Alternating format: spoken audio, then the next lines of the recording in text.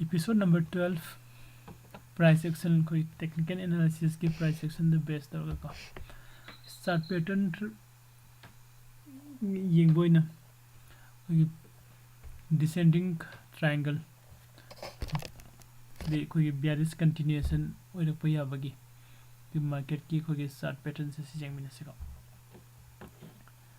first da koi na descending triangle hai descending hai the means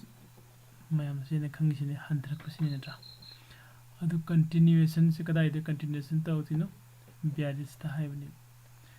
adi market se da koina chart pattern ama draw tawu matam da ko kogi mathak de resistance si line ama makha da kogi support ki line ama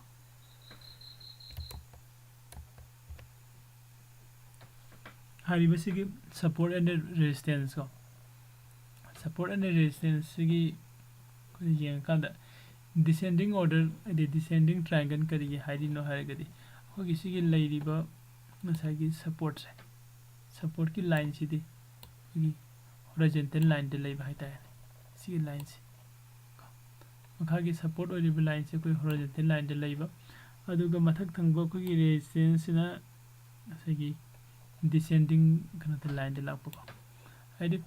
akona chart pattern na draw tawu matam da ko low ani aduga high ani ko nataga high ani low ani harse ko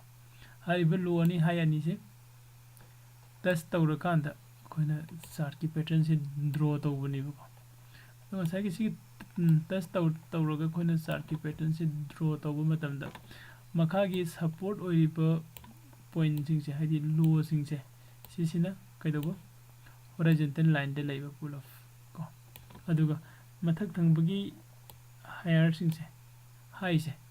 first ki high lere next ki high se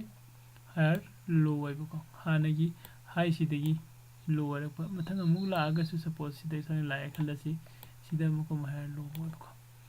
sungumba ko ye triangle gi makhan se ko na kana da ko gi descending triangle har khangnai ko descending triangle se laga di market se makharom da yamna kumgalli ka adul mai continuation se bearish continuation hai bini market se side la khala si suppose ka sibok ta store me khalo mu ka khale ka next ta muk siba mu kume amukom hagale sibodum jora me khalo amuka jo haidare khala si sibok yore khala si suppose adugi next ta su amuka kara me khalo natra sigi form the live market se sine ko na symmetrical kano da khogi descending order descending triangle hare siko sigi live high se first high se degi second high ko lower order ko second high se degi third high lower order ko aduga makhagi support ki khogi line lairi se sisina kanom da khogi horizontal line de ko same kano se lay ado kona just in subject ko the point ohum oibni ko adu kogi am sengna kona drawing tawu matam da de ko market se laga low ma phange khalasi high ma phange khalasi next amu low ma phange khalasi adug madung da high ma phange khalasi ko sigi kana sida koi drawing tawu sum yare ko ai low ani leire aduga high ani leire sidai drawing tawu yare ko sidagi suppose high dhare khalo ko sida breakout pi gi bai ko na dragon na sida mu ka khalu raga makham num kum dhare khalo sidai su breakout pi gi basi ai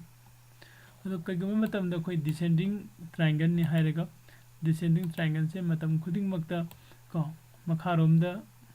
sagi kano se kum dharakani high bidi leite ko kagama matam da ma se mathak lom da breakout pi ko yabagi chances su lai ko ado kana descending triangle se mathak lom da bai makharom da yam matam da pigal le haisiti kari gino haragadi first mar sigi support sida hit tawrame umka khale ko okay aduga sida seller gi pressure da gi amkum me khalasi hani mafum sipau yore amuksu ka khale handamu ka khalak pasida masagi kogi sida ka khalak paise buyer na pukhalai ne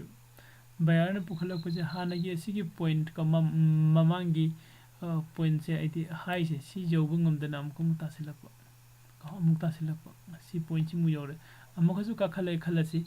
previous high se jobu ngamdana amukumakpa habidi means sida lai se sigi point sida lai se kaino si point ohum sida lai se aidi seller gi pressure to ni aidi seller gi pressure se makharom da nam dhari ko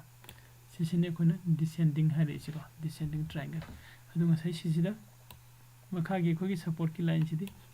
sine straight ni line ko khogi previous ki video da khone jingi bada ascending triangle hai natra ascending triangle da na kaino market se mathak ta kakhalure natra amukum dhare ko sida low ama form torame haidi swai jaga sida demand zone natraga khogi support ama thengna bada ki amuka khale kakhape sa manana hana gi high se sa manana jawruba amukum dharago matamda ko hana gi previous ki low se jawdana amukum haget pa ko si form se hana gi previous ki low se jawba ngamdana ka si sidagi khuna drawing tabu matamda natra sini belai se sina khona mamangi previous ki video da hage se kaino ascending high bane ascending triangle si sidana ko gi market se yongo sida kum dhare ko bayano men khale amukum mai bayano men khale amukum mai bayano de bayano khale ba point je kaino hanagi first ki low sidagi mathang se lower masagi low se khadang high oi khale sigi mu second low sidagi si high oi ri ba haidi market se bayano ngammaga ka khale ko dudi mathak lom da breakout tawbagi chances yamna wangi haibagi ascending triangle sina koina continuation se market ki kano se khogi bullish storm do ina chat pa yai haina lawna bane nara ado ngasi khogi hoji ki khogi ngasi class da na khoni jingi se descending triangle ni na descending triangle si da na ngasai market se seller na sum ngam ga lakpani na market se makharom da entry se oirak pa yai haina lawna bane ko ado कोई मखारोम दे entry से ओइरप याई अदो खोगी entry point से कदाई दो ओइदिनो हाइबम से नत्रा market से सिदे लाए नत्रा अमुकुम काखलोरे अमुकुम धरे का अमुसु काखले अमुसुकुम धरे का अमुसु काखले खलसे अमुसुकुम धरे खलसे बसन का अदो सिदे खोगी डिसेंडिंग खलसे लाइरे अदो खोगी रेजिस्टेंस लाइन से का अदो को सिदे न खोना सपोर्ट लाइन से लाइरे सिदा कोई ब्रेकआउट पीरब मतुंग दनि खोना मार्केट से एंट्री तौदिसे को ब्रेकआउट पीरगा समटाइम्स पुल बैक तौरम यावी अदुगा मु तारक को पुल बैक तौरमगा तारगदी सिदा खोगी एंट्री से ख्वाइदगी बेस्ट ने बसिगी पुल बैक तौरगा हाई तक मतम सिदा को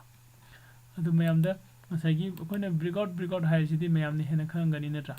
सपोर्ट नत्रगा रेजिस्टेंस सिदा ब्रेकआउट से मखारम न पीरे खलगदी कैंडल लमना मसागी खोगी सपोर्ट सिगी मपान थोरागा को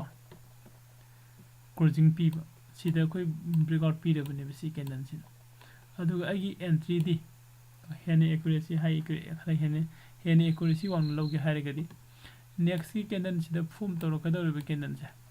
सिंगसागी ब्रेकआउट पीगरीब कैंडल सिगी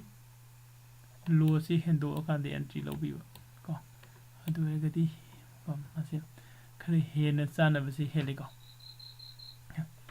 इसिदे लुसिनजरगे अदुगा नेक्स्ट की वीडियो द चार्ट पैटर्न नम मुजिंग मिनसे